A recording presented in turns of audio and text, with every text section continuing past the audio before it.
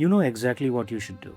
You have known for months, maybe years. You have read the books, watched the videos, made the plans, and still, at the exact moment it matters, something inside you quietly steps aside.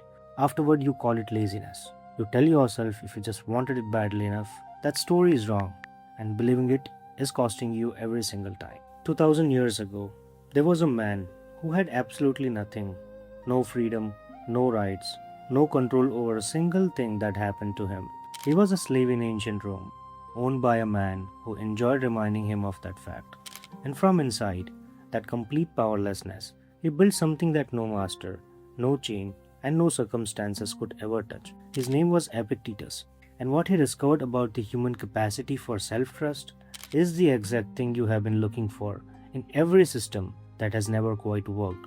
There was a master of Epictetus, a man named Epaphroditus, had a habit.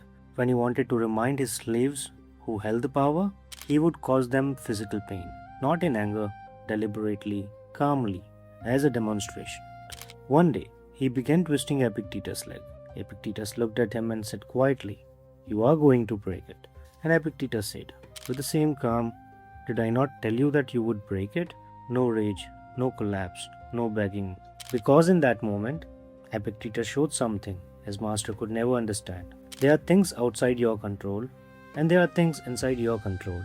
And the man who confuses one for other is the one who actually loses. His master could break his leg. He could not touch the one thing Epictetus has quietly built entirely on his own, his relationship with himself, the unbreakable commitment to who he had decided to be, regardless of what the world did to him. Eventually freed, Epictetus became a teacher. His students included Roman senators, generals, and eventually Emperor Marcus Aurelius himself. A man who had been owned taught the most powerful people in the world how to live, not because his circumstances changed first, because his relationship with himself changed first. He wrote, "Make the best use of what is in your power, and take the rest as it happens." That is not passive acceptance. That is the most radical form of self-trust ever described. The self-improvement industry makes $15 billion a year, built entirely on one assumption, that you have a discipline problem. You do not. You have a self-trust problem. And no habit tracker, no accountability system, no morning protocol can fix a broken foundation. Epictetus had none of those things. He had one thing, a commitment he made to himself that he kept, regardless of what the world did to him. That commitment was his entire foundation, and nothing, not even complete powerlessness, could erode it.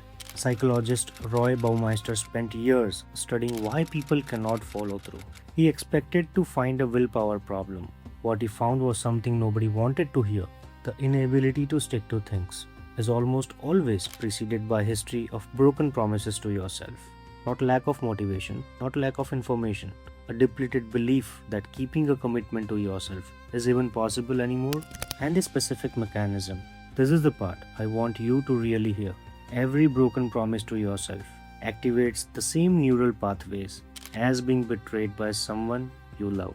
Your brain processes breaking a promise to yourself the exact same way it processes being lied to you by your closest friend. That is why it feels so heavy, so specific, so hard to shake. Tonight, one commitment, not a goal, not a resolution, not a 30-day challenge.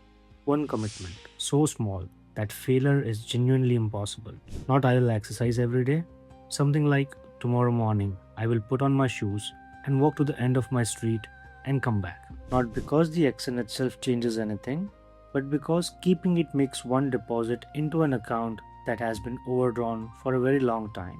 Right now, before you put this down, set one alarm, labeled with the exact words of your commitment, at the exact time you will keep it tomorrow.